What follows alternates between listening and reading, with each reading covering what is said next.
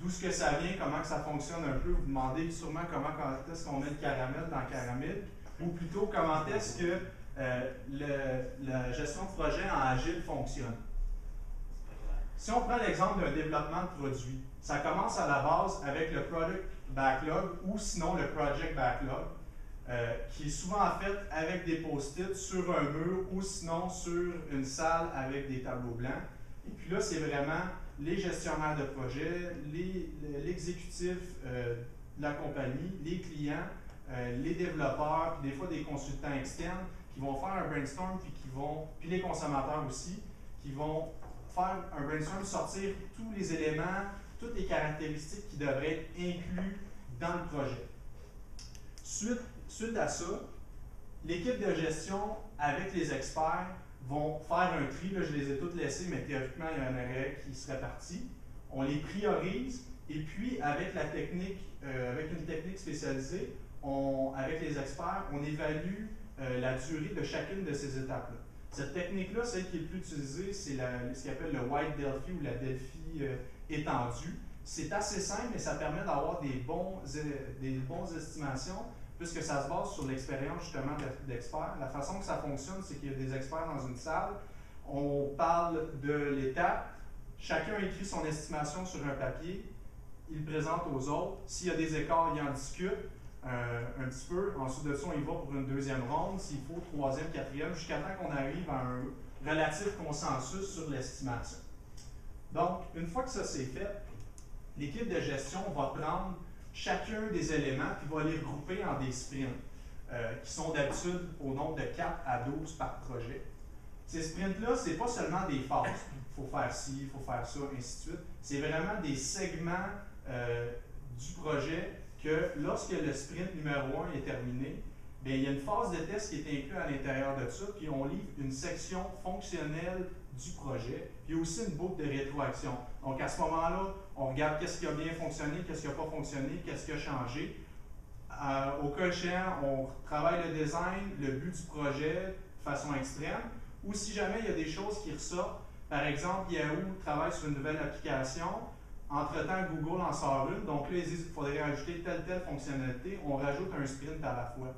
C'est vraiment en travaillant en petits morceaux comme ça, puis en livrant des sections fonctionnelles à chaque fois, c'est ça qui fait que l'Agile est capable de s'adapter aux changements externes.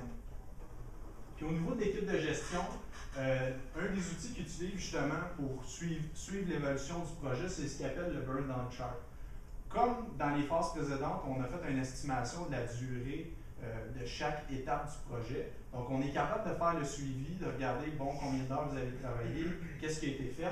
Puis, on est capable de même, pour des gros projets, de faire un suivi journalier d'évolution du projet. Fait que ça, ce que ça permet de faire, c'est s'il y a un plateau, s'il y a des tâches qui remontent, tout ça, ça permet de cibler facilement les problèmes, les irritants, puis d'y pallier avant que ça prenne trop d'ampleur et que ça ait un impact majeur sur le produit, sur le projet, je veux dire. Puis finalement, une partie vraiment importante, justement au niveau de la gestion, la collaboration avec les gens, c'est le Scrum, qui est un peu différent du Scrum qu'on voit au rugby. C'est une rencontre habituellement matinale, au début de la journée, qui dure 15 minutes juste. Ça se passe debout, c'est super rapide. C'est vraiment une rencontre qui est get to the point, qui a pour but de répondre à 4 questions. Ces 4 questions-là, c'est qu'est-ce que vous avez fait hier, qu'est-ce que vous allez faire aujourd'hui, qu'est-ce qui vous bloque dans votre travail, puis pensez-vous être capable d'atteindre le deadline pour le sprint et pour le projet final. Donc, il y a un Scrum Master qui va animer la discussion. Ce n'est pas une discussion libre, c'est dirigé, on y va directement, on donne son opinion, on y va. Puis comme cette présentation-là, c'est 15 minutes maximum. Fait que si jamais il y a des problématiques plus grandes qui ressortent, bien, on les prend en note puis on adresse ça plus tard. C'est pas dans le Scrum qu'on gère ça. Fait que c'est ce qui complète ma courte présentation sur l'Agile. C'est vraiment, là je vous ai vraiment présenté un overview de la gestion de projet en Agile. Il y a différentes écoles à l'interne, justement, qui vont avoir des petites différences au niveau du fonctionnement à l'interne. Mais ce que je voudrais que vous retenez, c'est que c'est vraiment une approche de gestion de recherche de projet qui est adaptative, qui permet de s'adapter qui offre une plus grande flexibilité et surtout une plus grande implication des gens, vu que d'habitude ça fonctionne en petite équipe. Il y a des rencontres journalières rapides, puis les gens travaillent dans des aires ouvertes, et ça c'est un petit peu plus pour les logiciels. Puis comme Cockburn, un des signataires du Agile Manifesto, l'a écrit dans l'article Selecting a Project Methodology, c'est que c'est pas coulé dans le béton. Donc, on n'est pas obligé de prendre 100% agile, 100% PMBOK, puis c'est pas un ou l'autre, puis c'est pas la guerre des approches. Il est possible de avoir un projet qui est principalement PMBOK, mais de faire un Scrum le matin, ou sinon de prendre une approche agile, mais de rajouter le côté plus documenté du PMBOK. Donc, juste de garder ça en tête, que chaque projet est vraiment différent, puis qu'on peut en prendre des deux côtés. C'est ce qui complète ma présentation. Excellent. Tu peux